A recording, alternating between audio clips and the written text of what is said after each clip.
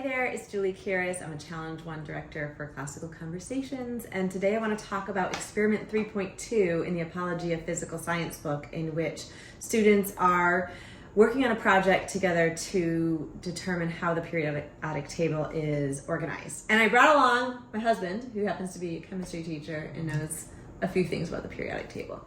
So I'm just going to share what the activity is, and then we're going to try to do a little bit of it and talk about how that might work. So this is the periodic people activity, and it was adapted from the Oakland Schools chemistry resource. The purpose is to help students discover patterns from various kinds of information to arrange them into a meaningful sequence. This is going to mimic the process by which the periodic table was arranged. You could think a little bit of how a calendar is an arrangement of information about dates in which the rows have some groupings and the columns have some groupings based on similarities in the columns and the rows. So the periodic table works a little bit like that. Also, just to remember, the key word is periodic, so that there is a repeating pattern that occurs, and that's where the periodic table stems from. So the periodic people activity consists of a bunch of little people, like this, that you cut out, and they have different features. So some of them have a lot of little antennae, some of them have fewer antennae. So the idea is to give the students all of these little periodic people and have them arrange the people into a single line so that every little person is different from the next one by a particular characteristic. And then what they have to do is take that line and chop it into a sequence, just like the calendar, into some sort of sequence so that you can layer the rows so that there's similarities in columns as well as the long row. So that's the goal here. All right, we're gonna begin to work. Okay, so the kids are gonna be presented with all these little people, and you'll see that they have different features and characteristics. So one thing to start out talking before they start sorting would be, what are some of the things they notice that change person to person? And they might notice that the antennas are different, there's different facial expressions, there's different body patterns. What else do you notice? Well, the number of arms. Pointing out to the kids that these little people have numerous differences in characteristics. How is that like the periodic table or the elements? Every element is unique in and of itself. However, it does share some commonalities with other elements. And that was one of the interesting things as they started to develop the periodic table is, hey, there's a lot of differences here, but then there are sequences or patterns within those. And it was just an intriguing time to do all this without atomic number.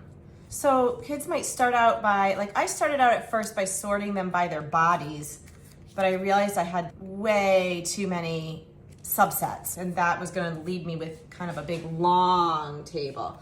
So then I thought, why not sort by a different characteristic? And if kids get stuck, you can say, what are some other characteristics you could sort by? So then I thought, let's sort by antenna, right? So I put all the people, and you're supposed to make that single row. I put all the people with one antenna here, two antennas, three antennas. Right. And what you start to see is the bodies start to actually group and chunk a little bit. Oh, I don't have any more three antennas. I gotta go to four antennas. Okay. That's five antennas. Yeah, so you see the white bodies, the striped bodies. Oh, this guy's interesting. Maybe I'll move him around because see, he doesn't have stripes. Maybe I'll put him over here for a second. This is gonna be a bit of a process as kids start to evaluate the different characteristics that they could group by. And now I have a big long line, as you can see. The periodic table actually is numbered 1 through 18, so there's 18 different columns. Okay, so then what they have to do is maybe take a look at this. Now I noticed that sometimes I had a skinny body, a wide body, a medium body, so maybe I'll reorganize their bodies and have them go small to large and see if that helps me out. So again, the kids might play around with this for a little while. At some point, they're gonna have to start chopping their big line into columns. They have one big row, now they want several rows of different columns. So if I start to put all the antennas below each other, let's see if anything shows up here. Here's where, again, I just get a big, long line. I'm not really getting that periodic table. I'm just getting a big line. So something must not be right here. So then you can ask your students, what else do you notice? What else haven't you sorted by yet? And I think I have not sorted by, like what I noticed going down the columns is their faces are different. So I'm not having a similarity in the columns other than maybe arms. So I might want something different. What could I do? I would say the periodic table, you want to have things that are very similar in a vertical arrangement, vertical column. So maybe we should take a look at the faces and use that. Okay, all right. So if I do that, then I've got all frowny faces. You have another Oh, there's face another here with frowny one face. antenna. So now you see, okay. Oh, okay. So I got one antenna, one antenna. I have frowny, frowny, frowny. That's the same. The We got distinguishing this. feature that changes is their arms. Ah. Also, what's changing is their body. is And their getting body larger, is changing. so Okay. So then I've got two antennas, 2 and 2. But this was that tricky guy who's got 2 antennas, but he's happy and he's got a different pattern. So that's kind of an outlier. Let me try this. This is, I'm matching their bodies and it's grown by 1 antenna. They still have 2 arms. So these 2 seem to work. I've got 4 antennas. Oh, I'm gonna switch their bodies around. 5 antennas. I still have this guy here. I'm wondering what to do with him. Let's see what happens when I get to the end. Oh, wrong body type. So along the way, I'm trying to match as much as possible and only change by, say, 1 characteristic this way and 1 characteristic this way. And I almost have it. I almost have it. So this guy is interesting. So then what you could ask the kids is, who is he most like? Because he's a little bit like that guy because of the body and the arm. But if I look at the faces, he's more like these guys over here, which keeps him in the same body arm row, but puts him in the same face column and 1, 2, 3 arm row. Right. So it's actually kind of interesting that there is this gradual change in the faces from pretty upset, screamy to mildly getting better to a pretty happy person. And how does that connect to the periodic table? Why would this side of the table be upset and screamy and this side of the table be happy? Well, I'm not sure the animals are really screaming and smiling. However, there is 2 different kinds of chemistry or reactions that occur on the periodic table, and it starts off with one very distinctive kind of chemistry on the left side, which is referred to as the metallic side of the periodic table, and then there is a gradual change in the chemistry to where it becomes non-metallic in nature. And again, the 2 ends are extremes of one another. You have extremely upset and a super happy end, and then you have variation, gradual change in between. And that's how the elements kind of work as well on the periodic table.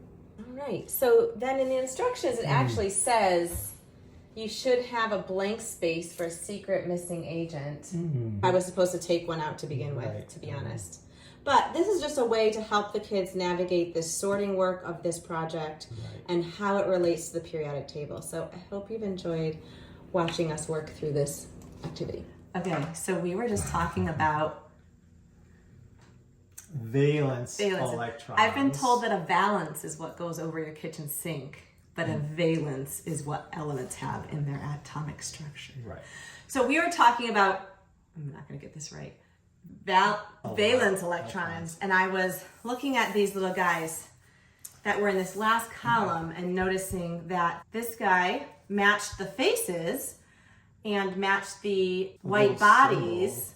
The symbol. And the symbol, but the symbol wasn't colored in. And this guy only has 2 antennae, where these 2 have 8 antennae. And so tell us again the importance of the 8 valence electrons. I just am thinking about curtains all the time. And why this guy ends up grouped with these 2 on the periodic table. What's over here? So on the periodic table, 8 valence electrons is the end of chemistry. If you have 8 valence electrons, there is no reacting. What happens whatsoever. if you have 7? If you have 7, then your main goal is to add 1 to be the same as 8. Is grouped with neon, argon, krypton, xenon, radon, and ognosium. So even though it doesn't have 8, correct, it's still there because Helium is a very special case where it has only one energy level, hence the one arm, I believe. And the energy level goes like this. Ooh, in a balloon. Okay, sorry. Go ahead. And it is completely filled. So that makes helium stable as an element. And so the chemistry of stability in that last group, the farthest to the right, the noble gases, that's why helium is there, even though it is an outlier for So the rest this of the guy group. represents helium and this guy represents The neon. neon. And the reason they're together is because even though this helium only has 2 electrons, it's not trying to get 8. Correct. It's the only one not trying to get 8. Correct. So it's not reactive. Correct, because the one energy level it has is filled. Okay.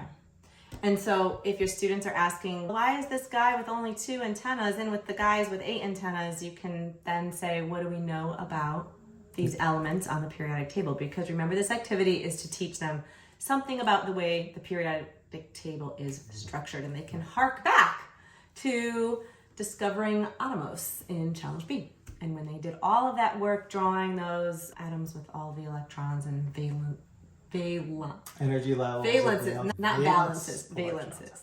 All right, thank you.